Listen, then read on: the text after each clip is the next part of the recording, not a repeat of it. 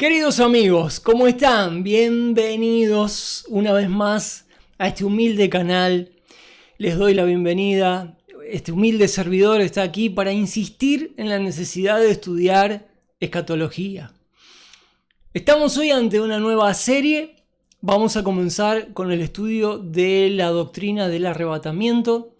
Sé que hay muchos interesados especialmente en esto. Vamos a recorrer unas 40 páginas desde el punto en que quedamos en el libro del Dr. Pentecost.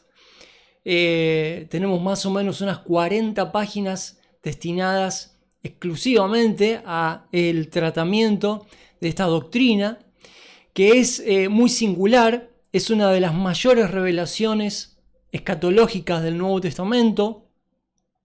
Es también una gran fuente de controversia entre los creyentes, porque hay varias posiciones que vamos a estudiar y vamos a ver en qué se sostienen esas posiciones acerca del arrebatamiento, diferentes posiciones en cuanto a los sujetos del rapto y al tiempo del rapto, como vamos a ver en el libro.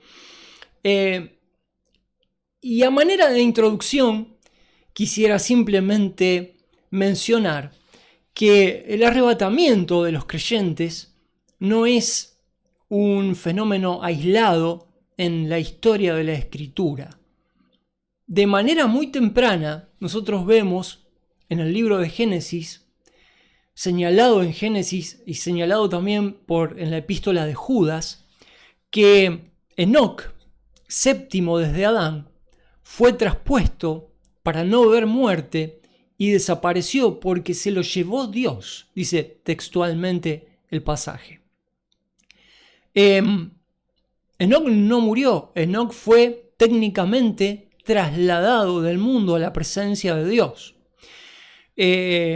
Fue, en un sentido, si quieren, arrebatado.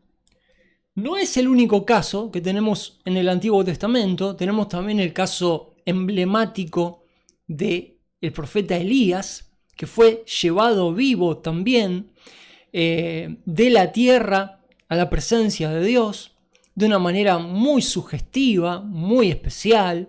Se puede leer esto en el Antiguo Testamento, es fabuloso. Tenemos también, llegando ya principios de la iglesia, el caso de Felipe. El caso de Felipe ya en la era de la iglesia, en el libro de los Hechos, lo vemos siendo guiado por Dios en una misión especial. Le dice Dios a Felipe, después de la resurrección de Jesucristo, que vaya en una dirección a encontrarse con un funcionario de una reina. Este funcionario eunuco venía de Etiopía, del norte de África, a adorar a Jerusalén, y tenía incluso una porción del Antiguo Testamento, de las Escrituras del profeta Isaías. Entonces Dios le dice a Felipe que se junte al carro en el cual iba este hombre leyendo la Escritura. Y bueno, termina la historia, si quieren leerla, en el libro de los Hechos, cuando Felipe le explica la profecía y el eunuco cree, y el eunuco solicita ser bautizado. Inmediatamente después de que Felipe bautiza al eunuco, que ya volvía de regreso a su tierra, nos dice la Escritura que el Espíritu del Señor arrebató, y usa la misma palabra del arrebatamiento de los creyentes, harpazo. El Espíritu del Señor arrebató a Felipe, el cual se encontró en Azoto, que creo que es la localidad de Asdod, a decenas de kilómetros de donde estaba. Felipe se encontró en la costa del mar Mediterráneo, predicando el Evangelio en ese lugar, ¿no? Una experiencia realmente fuera de toda norma. Vemos que sufre o experimenta Felipe. Más adelante entonces tenemos el evento Bueno, el apóstol Pablo dice que fue arrebatado al tercer cielo. No sabe si en cuerpo o en espíritu, si ve una visión, no se sabe, es un poco ambiguo la experiencia que tuvo el apóstol Pablo. Pero más adelante el relato se centra ya sobre los creyentes de la iglesia, el fin de la era de la iglesia y el rapto de ellos. Quiere decir, este método a través del cual Dios traslada creyentes del plano de este mundo a su presencia, no es algo exclusivo que va a pasar con los creyentes de la iglesia. Esto es algo que ya ha pasado. No ha pasado de manera tan masiva como lo va a hacer el rapto de los creyentes de la iglesia, por supuesto, pero no va a ser la primera vez que pase. Y no va a ser la última vez que pase. ¿Por qué? Y con esto voy terminando esta introducción. Al final de los 7 años, permítanme que lo lleve a este gráfico. Al final de la gran tribulación, acá tenemos el evento del rapto al final de la era de la iglesia. Aquí se nos dice que antes del descenso de Cristo, Cristo enviará ángeles a recoger de los 4 rincones de la tierra a los supervivientes del tiempo de gran tribulación y reunirlos en el valle de Josafat, donde Cristo se presentará públicamente a todo el mundo que sobreviva la gran tribulación. En este punto Cristo estará, Cristo estará regresando con la iglesia, descenderá con los creyentes y con los ángeles, y en ese descenso vemos en varios pasajes en los evangelios y en Apocalipsis que Cristo manda juntar a todas las personas que están dispersas en la tierra en un mismo lugar geográfico, lo cual pareciera ser también una especie de rapto, ¿no? Para reunirlos a todos, esto es hecho por el trabajo de los ángeles. No es que se le pide a la gente que se traslade de donde esté a Jerusalén por sus propios medios. Son los ángeles los que trasladan a la gente. No sabemos si es un rapto o puede ser, digamos, un traslado especial por parte de los ángeles, como en el caso de Lot y sus hijas, que fueron sacados de donde estaban por los ángeles antes que llegara el juicio de Dios con fuego y azufre desde el cielo. Hoy por hoy todavía se encuentran pequeñas esferas de azufre en la superficie de las ciudades, de las 3 pequeñas aldeas en donde cayó ese juicio divino. Hay arqueólogos que han ido y encuentran esto. Bueno, hay unos documentales fabulosos, gente de ciencia, arqueólogos y bueno, todo un dispositivo científico que da cuenta de pruebas que hay en esos lugares con presencia de bolas de azufre que se prenden fuego. Es algo increíble ver eso. En aquella ocasión los ángeles fueron los que retiraron a Lot y a sus hijas de Sodoma, de Gomorra, bueno, en fin.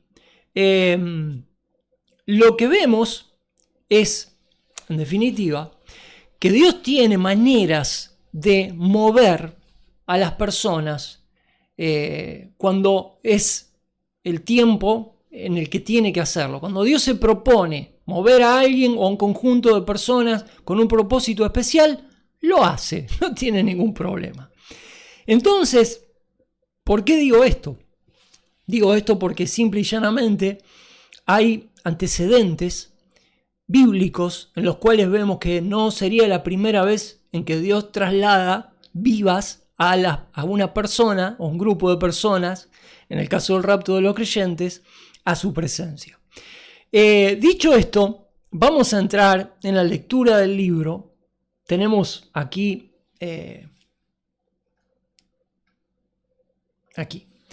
estamos en el capítulo 10. Estamos para comenzar la lectura de este capítulo en el cual se habla del traslado o del rapto o del arrebatamiento, la posición, ¿no?, de esta posición peculiar de algunos que han tenido esta posición, y todavía algunos sostienen esto. Un rapto sería parcial, no todos serían arrebatados. ¿En base a qué creen algunos que cuando llegue el rapto algunos serán arrebatados y otros no? Bueno, los que están más pulidos en esto recordarán que hay un pasaje en los evangelios en donde, para parafrasearlo de alguna manera, algunos serán tomados y otros serán dejados. Hemos estudiado esta expresión en los evangelios, en el estudio de Mateo. Quiero decir que aquellos que estén siguiendo los videos de Mateo sabrán a qué se refiere, a qué contexto se refiere, ¿no? Déjenme que, bueno, le voy a spoilear un poco, pero el pasaje sobre el cual los creyentes estos basan su posición del traslado parcial es un pasaje que habla de este contexto, al final de la gran tribulación. Es un pasaje de Lucas, cuyo paralelo está en Mateo, que hemos estudiado, y en este contexto se habla de eso, y no es literal el pasaje. El pasaje es una expresión figurada que ya hemos explicado, ya hemos dedicado mucho tiempo en el estudio de Mateo a esa expresión: algunos serán tomados, otros serán dejados. Lo vamos a volver a repetir, no se hagan problema. Pero ese pasaje es de este contexto, no es de este contexto. Y sobre un solo pasaje, estos descuidados hermanos que no han estudiado lo suficiente, sobre un pasaje fuera de contexto que se aplica aquí, han hecho toda una doctrina que no solamente no coincide con la escatología del Nuevo Testamento, sino que incluso compromete otras doctrinas más serias, como lo son la doctrina de la salvación. Ahora vamos a entrar en materia.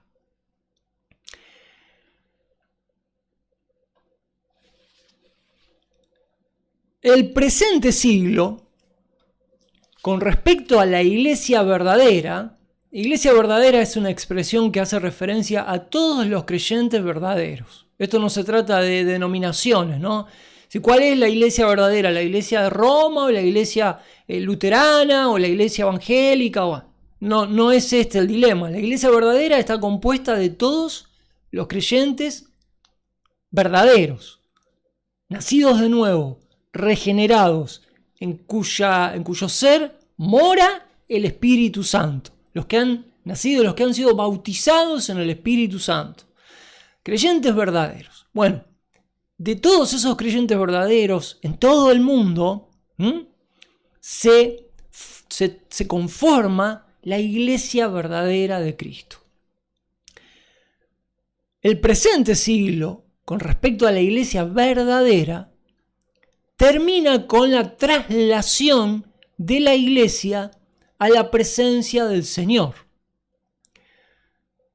Tengo que decir, lo he dicho, que técnicamente la iglesia está formada de los que ya están en el cielo, en la presencia de Cristo, en la Nueva Jerusalén, y de los que estamos todavía en la tierra. La iglesia se forma de ambos grupos.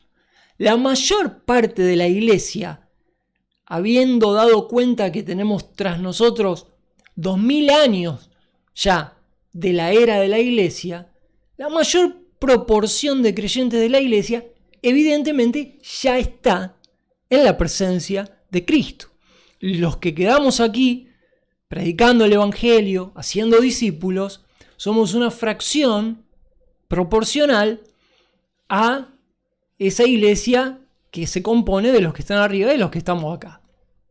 Entonces, en realidad el traslado no es de la iglesia. El traslado es de los creyentes que quedemos aquí. Y de hecho, cuando Pablo habla de que seremos arrebatados, no dice que la iglesia será arrebatada, dice que los creyentes que quedemos seremos arrebatados. Entonces, bueno, es una cuestión semántica que yo me tomo el tiempo de aclarar. Pero hecha esa aclaración, la era de la iglesia termina con la traslación de la iglesia a la presencia del Señor. La doctrina de la traslación, el rapto, de la traslación de la iglesia, es una de las mayores consideraciones de la escatología del Nuevo Testamento.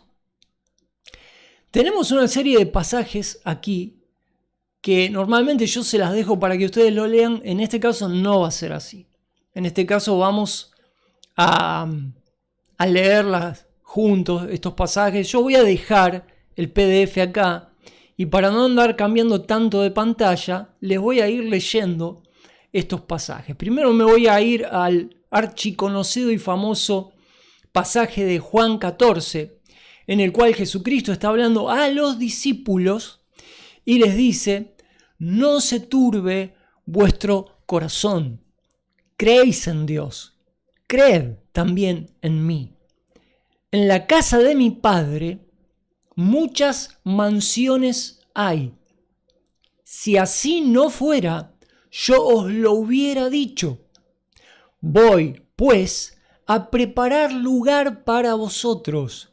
Y si me fuere y os prepararé lugar, vendré otra vez y os tomaré conmigo, para que donde yo estoy, vosotros también estéis. Y sabéis a dónde voy, y sabéis el camino. Bueno, le dijo Tomás que en ese momento no se le podía pedir mucha lucidez, ¿no? No había escritura del Nuevo Testamento todavía. Esto pasó instancias antes de la crucifixión, en la noche después de la última cena. Es esta charla que está teniendo Jesús acá con sus discípulos. No tenían la morada del Espíritu Santo, no tenían las epístolas de Pablo, no tenían nada, ¿no? Tomás, consecuentemente, si lo vemos en contexto, le dijo: Señor, no sabemos a dónde vas. ¿Cómo pues podemos saber el camino? Jesús le dijo: a ver, Tomás, yo soy el camino. Yo soy el camino, la verdad y la vida. Nadie viene al Padre sino por mí. Tomás, aunque difícil, entre el grupo de los discípulos, creía en Jesús, pero a instancias de la muerte, resurrección, puso muchas objeciones en su momento. La nota dominante acá es la nueva revelación que trae Jesucristo, que con todo lo que había dicho en los 3 años que había estado con los discípulos, jamás había dicho algo semejante a lo que dijo aquella noche en este pasaje. En la casa de mi Padre, la Nueva Jerusalén, según es ampliado este concepto en el resto del Nuevo Testamento, especialmente en el libro de Hebreos, capítulo 11, en el cual se habla de Abraham y del conocimiento y la expectativa que tenía de la ciudad de Dios. Piérdanse un ratito y léanse Hebreos capítulo 11 en lo referente a Abraham. Dice que Abraham no se hizo problema, no asentó nada sobre la tierra que Dios le dio porque él tenía la vista en la ciudad de Dios que tiene fundamentos y esperaba entrar en esa ciudad. Estamos hablando de Abraham, ¿no? Que vivió hace 4000 años y no tenía revelación Abraham. Pero sí tenía revelación y charla directa con Dios. Y Abraham sabía, según Hebreos, de la existencia de la Nueva Jerusalén, de la ciudad de Dios. Y en eso tenía Abraham la mira. En eso. Después, más adelante, Apocalipsis nos revela con lujo de detalle la ciudad de Dios, la Nueva Jerusalén. Y hasta nos da sus medidas y proporciones, que ya llegado el tiempo en el estudio de Apocalipsis entraremos en ello, ¿no? Pero Jesucristo aquí, en alusión a la casa del Padre, Juan 14:2, utiliza una palabra y es la única oportunidad en la cual Jesús hace referencia a la casa del Padre con esta palabra que es mansiones. Estoy leyendo Juan 14:2. En la casa de mi Padre muchas mansiones hay. La palabra mansiones, que es la palabra moné, es una palabra técnicamente aplicada, según la literatura griega, a mansiones. No son, como traduce ambiguamente alguna traducción, moradas. Sí, moné también significa morar, pero en otro sentido. Cuando se habla objetivamente de moné, de mansiones, no son moradas. Una morada puede tener diferentes características, ¿no? Puede ser desde una choza hasta una mansión. Es una morada. Pero la palabra moné, en el uso de la literatura griega, siempre fue, por parte de los historiadores, una alusión a una mansión de grandes proporciones. Jesús usa exactamente esa palabra para decir: en la casa de mi Padre muchas mansiones hay. Implícitamente les está diciendo: esas mansiones están preparadas para ustedes, muchachos. Si no fuera así, yo os lo hubiera dicho, dice Jesús. Voy pues a preparar lugar para vosotros, a aderezar, a que todo esté listo. Y si me voy y preparo el lugar, vendré otra vez. Vendré otra vez. Esta es la promesa de Cristo para los suyos. Vendré otra vez. ¿Para qué? Bueno, para tomarlos conmigo, dice Juan 14:3. Para que donde yo estoy, vosotros también estéis. Y fíjense que más adelante Jesús va a decir: nadie viene al Padre, en donde posicionalmente se pone Cristo. Donde yo estoy es con el Padre. Nadie viene al Padre sino por mí. Yo me voy a preparar eso. En la casa de mi Padre hay muchas mansiones. Voy a preparar lugar. Voy a volver por ustedes. Me lo voy a llevar conmigo para que donde yo estoy vosotros también estéis. ¿Sabéis dónde voy?, le dice Jesús, y sabéis el camino. Este pasaje tan temprano, tan extraordinario, abre camino a una revelación que más adelante se va a acoplar con los pasajes que vamos a leer acerca de el apóstol Pablo y de cómo hay un crecimiento de esta doctrina, ¿no? La luz va creciendo a medida que va llegando más y más revelación en el Nuevo Testamento. Pero partiendo de este pasaje tan importante,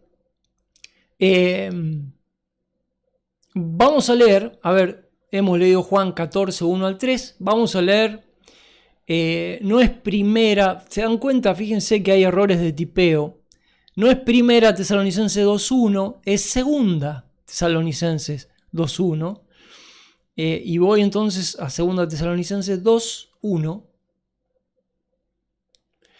donde dice el apóstol Pablo a la iglesia de Tesalónica: os rogamos pues, hermanos, en cuanto a la venida de nuestro Señor Jesucristo y nuestra reunión con Él, que no seáis prestamente movidos de vuestro pensar, que no seáis fácilmente movidos de vuestra forma de pensar, ni seáis turbados, ni por espíritu, ni por palabra, ni por carta como si fuera nuestra, como que el día de Cristo está cerca. Nadie os engañe en ninguna manera, porque no vendrá sin que antes venga la apostasía. Hay un concepto fundamental aquí: el día de Cristo. Y el día de Cristo, en los términos en los cuales se hace alusión, Pablo hace alusión en esta carta, en este contexto, se está hablando del tiempo del juicio, en el cual será manifestada la bestia, el anticristo, cosa que trata esta epístola, segunda Tesalonicenses. Había llegado una carta a Tesalónica que no había sido de Pablo. Pablo les dice: muchachos, cuidado con lo que leen, cuidado con lo que escuchan. Especialmente, ojo, si leen una carta que llega de parte nuestra, 2 Tesalonicenses 2:2, cuidado. Si llega algún material, algo que dice que el día de Cristo y el juicio está cerca, no se dejen mover fácilmente de vuestra forma de pensar, la cual les enseñamos nosotros, dice Pablo. Que nadie los engañe en ninguna manera. Estoy leyendo 2 Tesalonicenses 2, 1, 2 y 3 y 4. Y Pablo tiene que corregir, tiene que hacer una serie de correcciones doctrinales en esta iglesia, porque ya creían que llegaba el apocalipsis, para decirlo mal y pronto. Y Pablo le dice, no muchachos, estas no son las cosas que nosotros les enseñamos. No son las cosas que les enseñamos. Pero Pablo empieza hablando y diciéndole a la iglesia, hermanos, en cuanto a la venida de nuestro Señor Jesucristo y nuestra reunión con Él, hace referencia al rapto, de lo cual habló la carta anterior. Esta es la segunda carta que Pablo le manda a los tesalonicenses, y en la primera carta les aclaró con mucha nitidez de qué se trataba la reunión de los creyentes con Cristo. Ahora vamos seguramente a leer ese pasaje. No sé por qué en el libro primero pusieron 2 Tesalonicenses. Bueno, vamos a leer entonces el pasaje de 1 Tesalonicenses 4, 13 al 18. Que dice así, este es un pasaje más que revelador, ¿no? Dice el apóstol Pablo, mas no quiero, hermanos, que ignoréis acerca de los que duermen, en alusión a creyentes que ya habían muerto, para que no os entristezcáis como los otros que no tienen esperanza, como los no creyentes, ¿no? Que no tienen esperanza. Ustedes, si murieron hermanos, no se entristezcan como los que no tienen esperanza. Porque si creemos que Jesús murió y resucitó, así también debemos creer que traerá Dios con Él a los que durmieron en Jesucristo. Estoy leyendo 1 Tesalonicenses 4, 14. Si hay alguno que me sigue en la lectura, bueno. Detalle interesante. Si creemos que Jesús murió y resucitó, así también debemos creer que Dios traerá con Él a los que durmieron en Jesús. ¿Qué está diciendo Pablo? Lo que está diciendo es lo siguiente. Por lo cual, os decimos esto por palabra del Señor. Esta expresión, cuando el apóstol Pablo dice, yo les digo esto en palabra del Señor, en nombre de Cristo, está diciendo, esto no lo digo yo. Esto es una revelación autorizada por Cristo, lo que le voy a decir. Esto es una norma, está diciendo Pablo, ¿no? ¿Qué va a decir? Que nosotros que vivimos, que habremos quedado hasta la venida del Señor, no precederemos a los que durmieron. No vamos a salir antes de los que durmieron. ¿Por qué? Porque el Señor mismo, con aclamación, con voz de arcángel, con trompeta de Dios, descenderá del cielo y los muertos en Cristo, los creyentes que murieron, resucitarán primero. Luego nosotros, y luego tengas en cuenta que no es después, es rápidamente, inmediatamente. Busquen la definición en la RAE, de luego, y fíjense que es así, no me lo estoy inventando. Luego es prontamente, inmediatamente. Luego nosotros, los que vivimos, los que hayamos quedado, dice Pablo, seremos juntamente con ellos, con los resucitados, arrebatados en las nubes para recibir al Señor en el aire. Y así estaremos siempre con el Señor. Por lo tanto, consolaos los unos a los otros con estas palabras. Se ve que en Tesalónica habían muerto algunos creyentes, los creyentes estaban tristes, y Pablo dice, miren, tengo revelación para esto. No solo que ellos van a resucitar, sino que vamos a ser reunidos con ellos que murieron en el arrebatamiento. Primero ellos serán resucitados. Inmediatamente junto con la resurrección de ellos, nosotros seremos arrebatados, llevados, transformados y presentados al Señor en las nubes, en el cielo. Cristo descenderá, habrá una voz de trompeta, un sonido que nos llamará, y los que vivimos, los que hayamos quedado, seremos arrebatados juntamente con ellos para recibir al Señor en el aire. Y así estaremos siempre con el Señor, a partir de allí. Esto sería algo que confirma lo que Cristo dijo en Juan 14. Yo voy a preparar lugar y volveré para tomarlos conmigo.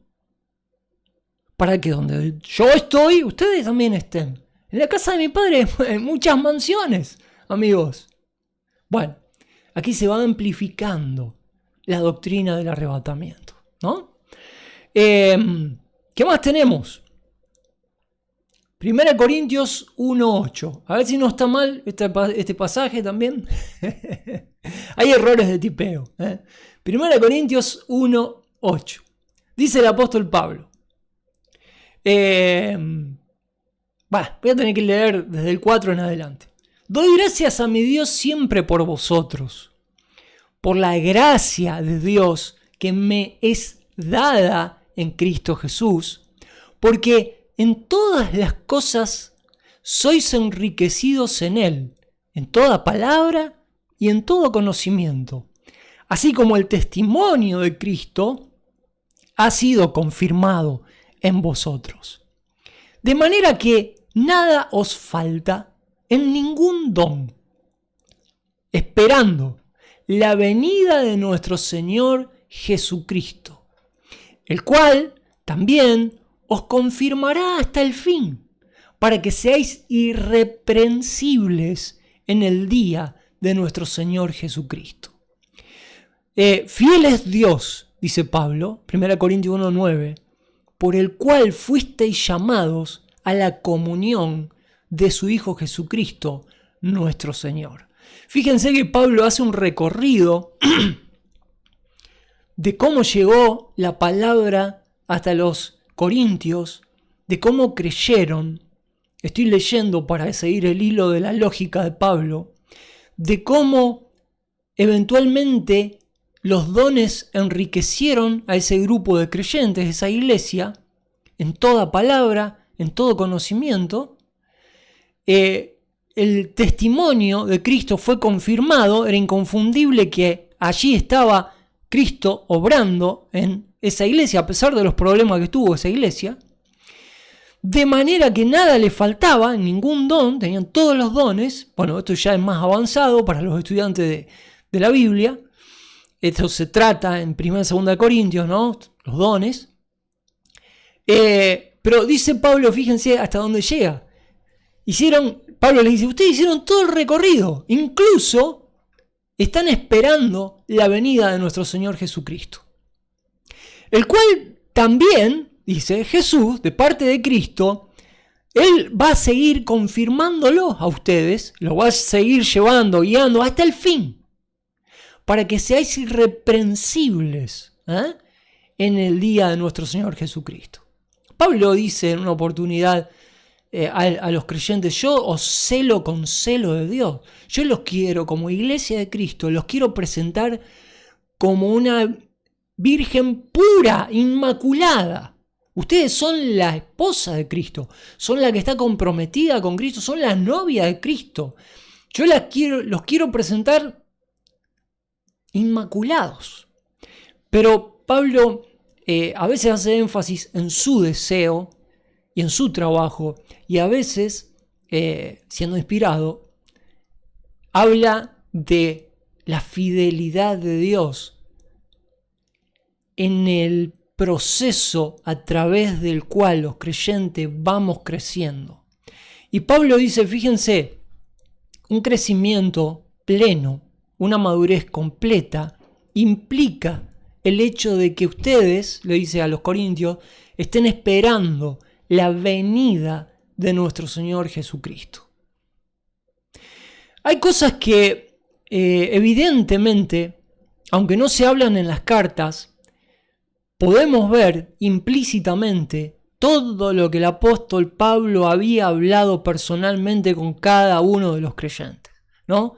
Pablo les hace alusión a la venida de Cristo, como estaban esperando, y seguramente detrás de esa mención había un montón de horas dedicadas por el apóstol Pablo a esclarecer la doctrina concerniente a la iglesia. Quiere decir, Pablo seguramente había hablado hasta por los codos con los corintios de la venida de Cristo por su iglesia. 1 Corintios 15, 51 y 52, un pasaje clásico. 1 Corintios 15, 51 y 52. Bueno, voy a tener que leer desde el 50. A ver si puedo acomodarme ahí un poco. Dice, 1 Corintios 15, 50. Mas os digo, hermanos, que la carne y la sangre no pueden heredar el reino de Dios, ni la corrupción hereda la incorrupción. He aquí os digo un misterio. ¿Qué significa esto? Un misterio, en términos del Nuevo Testamento, es algo que es revelado que no había sido revelado con anterioridad. Decir un misterio es decir, aquí les traigo una nueva revelación, algo que hasta ahora no se sabía. No todos, dice Pablo, no todos dormiremos. Es un eufemismo para hacer referencia a la muerte física. No todos dormiremos. Esto es una revelación fuera de lo común. Esto es fuera de lo común. Esto es excepcional lo que Pablo está diciendo acá. No se había dicho nunca esto en la iglesia de Corinto. Por primera vez Pablo dice, escuchen bien lo que les voy a decir. Y fíjense que se guarda esto hasta el final de la carta. Es un plato fuerte lo que Pablo va a decir acá. Les digo una revelación nueva. No todos vamos a morir, pero todos seremos transformados. En un instante, en un abrir y cerrar de ojos, a la final trompeta, porque se tocará la trompeta, los muertos serán resucitados incorruptibles y nosotros seremos transformados. Está diciendo en otras palabras lo mismo que le dijo a los tesalonicenses. ¿Por qué? ¿Por qué es necesario que los muertos sean resucitados incorruptibles y nuestros cuerpos sean transformados? Nosotros, integralmente, seamos transformados. Primero porque Pablo dijo, la corrupción de la carne no puede heredar la incorrupción de la gloria. Bueno, es necesario, dice Pablo, que esto corruptible se vista de incorrupción y esto mortal se vista de inmortalidad. Y cuando esto corruptible se haya vestido de incorrupción y esto mortal se haya vestido de inmortalidad, entonces se cumplirá la palabra que está escrita, sorbida es la muerte en victoria. No me quiero extender más, porque sigue Pablo, alucinante todo lo que dice ahí. Filipenses, bueno, queda claro, ¿no? Si hay una conjunción de lo que dijimos en Juan 14, más 1 Tesalonicenses 4, más Filipenses, ahora vamos a leer 1 Corintios, Filipenses 3, 20 y 21, tremendo pasaje el de Filipenses 3, 20 y 21. Dice Pablo, voy a leer desde el 17, desde el 16. Dice Pablo, ya llegando al final de la carta, ¿no? Dice, en aquello, muchachos, en aquello que hemos llegado, está hablando de un crecimiento hacia la madurez total, la madurez en términos de alcanzar la madurez de Cristo, ¿no? En aquello que hemos llegado a la madurez, andemos según una misma regla y sintamos una misma cosa. Guardemos la unidad, dice Pablo. Todos hemos crecido.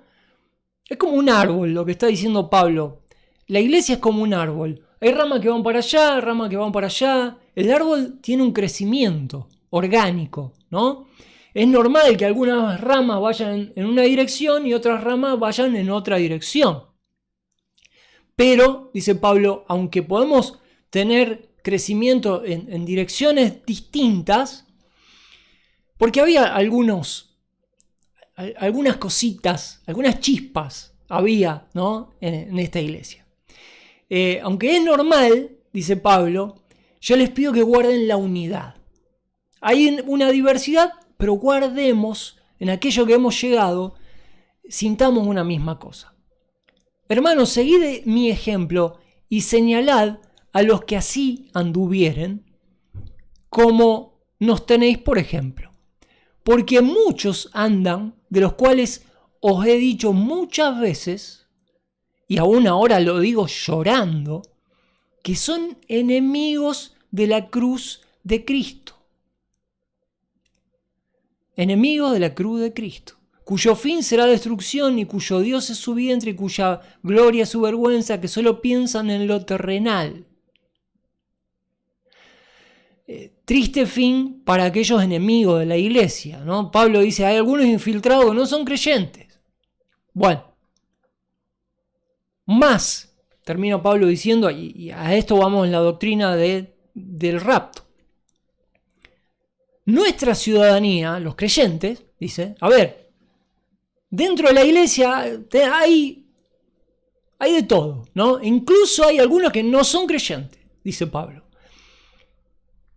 Pero en definitiva, dice Pablo, nuestra ciudadanía está en el cielo, de donde también esperamos al Salvador. Son dos cosas diferentes, la ciudadanía en el cielo, en las instancias de la Nueva Jerusalén, donde está el Padre, donde están los santos, según el libro de Hebreos, capítulo 13 y 11. Pero dice, nuestra ciudadanía está en el cielo, de donde también esperamos al Salvador, el Señor Jesucristo, el cual transformará, otra vez la palabra esta, metamorfosis, transformará nuestro cuerpo vil para que sea semejante a su cuerpo glorioso, según el poder con el cual también puede sujetar a sí mismo todas las cosas. ¿Qué revela este pasaje? Bueno, lo que dijo en 1 Corintios 15. La venida de Cristo por nosotros y la transformación de nuestros cuerpos. Cosa que, según 1 Tesalonicenses 4, ocurrirá en un instante en la transformación de nuestro cuerpo en el momento del rapto, en que seamos trasladados a las nubes, para recibir a Cristo en las nubes. El traslado no es a la Nueva Jerusalén, es a las nubes, de donde posteriormente entraremos a la Nueva Jerusalén glorificados. Es interesante, lleva tiempo y trabajo alinear todas estas escrituras, pero bueno, cuando uno lo hace, va dando un fruto, ¿no? Se va armando la doctrina. Ninguna doctrina se basa en un versículo. Las doctrinas, todo lo contrario, son la expresión armoniosa de cantidades de versículos que hablan de un mismo tema a lo largo y a lo ancho y a lo alto de toda la escritura, ¿no? Terminamos con 2 Corintios, con este pasaje, 2 Corintios, alto pasaje este, 5, 1 al 9. Vamos a ver qué dice 2 Corintios 5. Ya lo vamos a estudiar este pasaje también. Dice Pablo, otra vez a los Corintios, porque sabemos, dice Pablo, que si nuestra casa terrenal, no está hablando de la morada de nuestra propiedad, ¿no? Está hablando del cuerpo. Fíjense que ahora va a mencionar la palabra cuerpo en el contexto este. Esto se refiere al cuerpo. Lo que ya dijo en 1 Corintios 15. Esto es 2 Corintios 5. Segunda carta. Bueno, paréntesis. Aparentemente entre 1 y 2 de Corintios podría haber una carta intermedia que no tenemos. Pero no importa. Tenemos 1 y 2 de Corintios que son clarísimas y no hay problema. Si hay una carta intermedia, ya lo vamos a saber y ya la vamos a leer. No sea ningún problema. Mientras tanto, con esto nos alcanza y nos sobra. Dice Pablo, porque sabemos que si nuestra casa terrenal, este tabernáculo, se deshiciere, tenemos de Dios un edificio, una casa no hecha de manos, eterna, en el cielo. No nos confundamos que no es una alusión a las moradas o las mansiones a las cuales se refirió Cristo. No está hablando de edificios. Está hablando de la transformación del cuerpo, este tabernáculo, dice Pablo. Tenemos de una casa o de este tabernáculo, tenemos las perspectivas, si pasa algo, de un edificio no hecho de manos, eterno en el cielo. Y por esto también gemimos, deseando ser revestidos, fíjense qué maravilla cómo usa Pablo las expresiones, de aquella nuestra habitación celestial, el cuerpo glorificado se refiere, ahora vamos a ver. Y así estamos, y si así estamos vestidos, si somos vestidos con esa habitación celestial, no seremos hallados desnudos. Porque nosotros, que estamos en este tabernáculo, gemimos con angustia, porque no quisiéramos ser desnudados, sino revestidos para que lo mortal sea absorbido por la vida. 2 Corintios 5:6. Mas el que nos hizo para esto mismo es Dios. Dios nos hizo con este propósito, el cual también nos ha dado las arras del Espíritu. La seña anticipada de que esto va a concluir es el hecho de que tenemos la morada del Espíritu Santo. Ya somos una propiedad adquirida por Dios, por derecho, por precio, y la señal en nosotros mismos de que esta transacción está hecha con garantía de ser terminada es que nos fue dado el Espíritu. Por tanto, dice Pablo, como tenemos la seguridad de que esto va a terminar bien, vivimos confiados siempre, sabiendo que entre que estamos en el cuerpo, está clarísimo el contexto de qué está hablando, ¿no? Este tabernáculo, este cuerpo, ok. Entre tanto que estamos en este cuerpo, estamos ausentes del Señor, porque por fe andamos, no por vista. Y estamos confiados, y más quisiéramos estar ausentes del cuerpo y presentes con el Señor. Por tanto, procuramos también, o presentes o ausentes, serle agradables. Y después entra en el pasaje del Bemá de Cristo, que es un lugar destinado a la recompensa del creyente en la Nueva Jerusalén, de lo cual ya vamos a hablar extensamente. Concepto que no tiene nada que ver con un juicio, no tiene nada que ver. El tribunal de Cristo, es una traducción que no es totalmente adecuada para el concepto Bemá que aparece allí. Bueno, pero aquí habla otra vez de la transformación del cuerpo, que según Pablo va a ocurrir en el rapto, en este pasaje. Este es un pasaje nodal, al cual están unidos todos los otros pasajes. El pasaje principal en esta doctrina es 1 Tesalonicenses 4, 13 al 18. Ese pasaje es elemental y este pasaje ilumina y es iluminado a su vez cuando todos estos pasajes son leídos y puestos en armonía. Hay más pasajes, estos son los fundamentales. Bueno, leo de nuevo desde acá porque si no, no se va a entender el paréntesis. El presente siglo, con respecto a la iglesia verdadera, termina con la traslación de la iglesia a la presencia del Señor. La doctrina de la traslación de la iglesia es una de las mayores consideraciones de la escatología del Nuevo Testamento. Es una de las cuestiones en que los estudiantes de la Biblia están más en desacuerdo actualmente. Fíjense, fíjense. Esta doctrina no, lamentablemente lo dije la vez pasada, no es una doctrina monolítica, sin fisuras. No porque la escritura no sea clara, desde mi punto de vista es clarísima la posición que hay que tener después que uno estudia todas las escrituras y ve cómo armonizan los pasajes.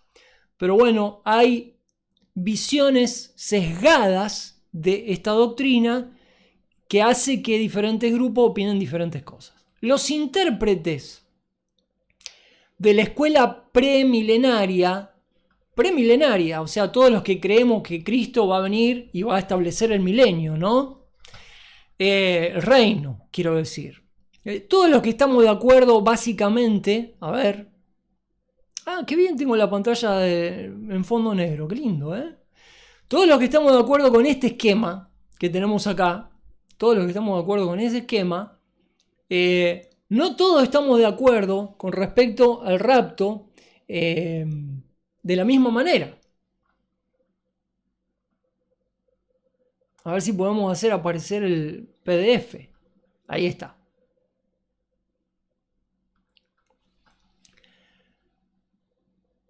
Es una de las cuestiones esta doctrina en que los estudiantes de la Biblia están más en desacuerdo actualmente.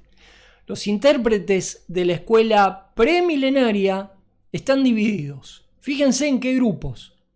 Unos son partidarios del traslado parcial. Algunos se van, otros se quedan. Ya veremos.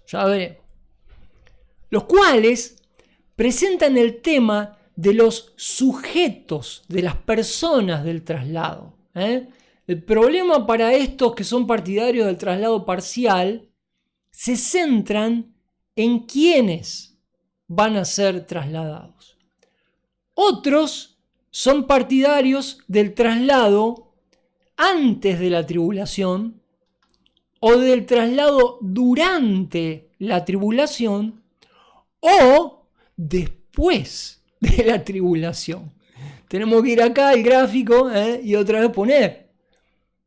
Algunos antes de la tribulación, otros en medio de la tribulación, para ser más precisos, los mesotribulacionistas, que dicen que acá en la mitad van a ser arrebatados los creyentes de la iglesia, y otros al final de la tribulación. Estos son los que confunden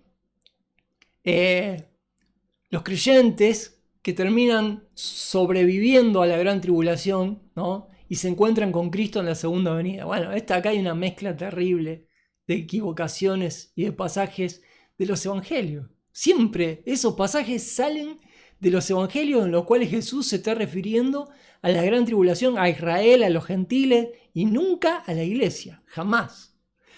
Bueno, pero están los que creen que el rapto va a ser antes de la tribulación.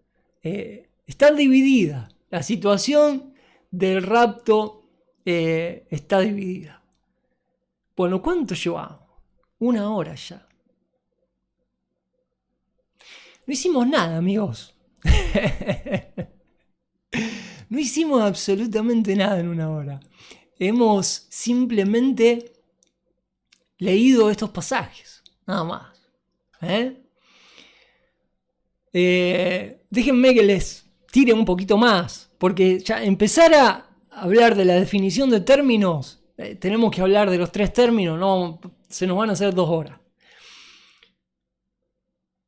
Estos presentan el tema del tiempo del traslado en relación al periodo de la tribulación. Bueno, a ver, ¿qué es lo que se dice acá? Lo que se dice es que